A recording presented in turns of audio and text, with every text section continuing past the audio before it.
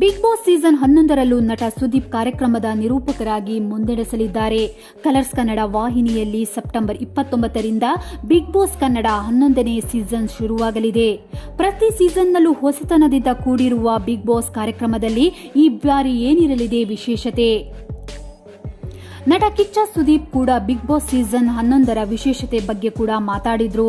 ಕಿರುತೆರೆ, cinema, social media, ಮಾಧ್ಯಮ ಕ್ಷೇತ್ರಗಳ ಸ್ಪರ್ಧಿಗಳು ಬಿಗ್ ಬಾಸ್ ಕನ್ನಡ ಸೀಸನ್ 11ರಲ್ಲಿ ಸ್ಪರ್ಧಿಯಾಗಿ ಕಾಣಿಸಿಕೊಳ್ಳಲಿದ್ದಾರೆ. ಈ ಬಾರಿ ಸ್ವರ್ಗ ನರಕ ಎನ್ನುವ ಕಾನ್ಸೆಪ್ಟ್ನಲ್ಲಿ ಬಿಗ್ ಬಾಸ್ ಶೋ ಶುರುವಾಗಲಿದೆ.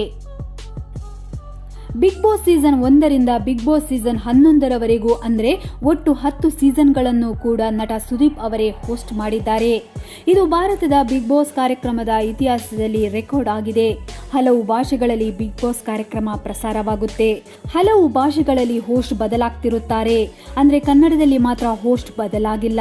ಸತತವಾಗಿ ಸುದೀಪ್ ಅವರೇ ಕಾರ್ಯಕ್ರಮದ ನಿರೂಪಕರಾಗಿದ್ದಾರೆ.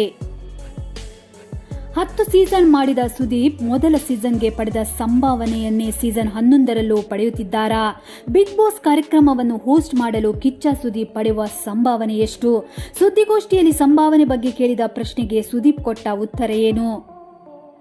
ಬಿಗ್ ಬಾಸ್ ಹೋಸ್ಟ್ ಮಾಡಲು ನೀವು ಪಡೆಯುತ್ತಿರುವ ಸಂಭಾವನೆ ಬಗ್ಗೆ ನಿಮಗೆ ಖುಷಿ ತಂದಿದೆಯಾ ಎಂಬ ಪ್ರಶ್ನೆಗೆ ಉತ್ತರಿಸಿದ ಸುದೀಪ್, ನಾನು ಈ ಸೀಸನ್ ಹೋಸ್ಟ್ ಮಾಡಲ್ಲ ಎಂದು ಹೇಳಿದ್ದು ಪೇಮೆಂಟ್ ವಿಚಾರಕ್ಕೆ ಅಲ್ಲ. ನನಗೆ ಸಿನಿಮಾಗಳಿದ್ದು ಡೇಟ್ಸ್ ನೀಡಲು ಸಮಸ್ಯೆ ಆಗ್ತಿದ್ದ ಕಾರಣ ಈ ನಿರ್ಧಾರಕ್ಕೆ ಬಂದಿದ್ದೆ.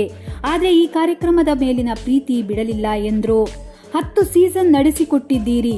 ನೀವು ಮೊದಲ ಸೀಸನ್ನಲ್ಲಿ ಪಡೆದ ಸಂಭಾವನೆಯನ್ನೇ ಈಗಲೂ ಪಡೆಯುತ್ತಿದ್ದೀರಾ ಎಂಬ ಪ್ರಶ್ನೆಗೆ ಉತ್ತರಿಸಿದ ಸುದೀಪ್, ನಾನು ಒಬ್ಬ ನಟ, ಸಿನಿಮಾಗಳಿಗಾಗಿ ಸಂಭಾವನೆ ಪಡೆಯುತ್ತೇನೆ.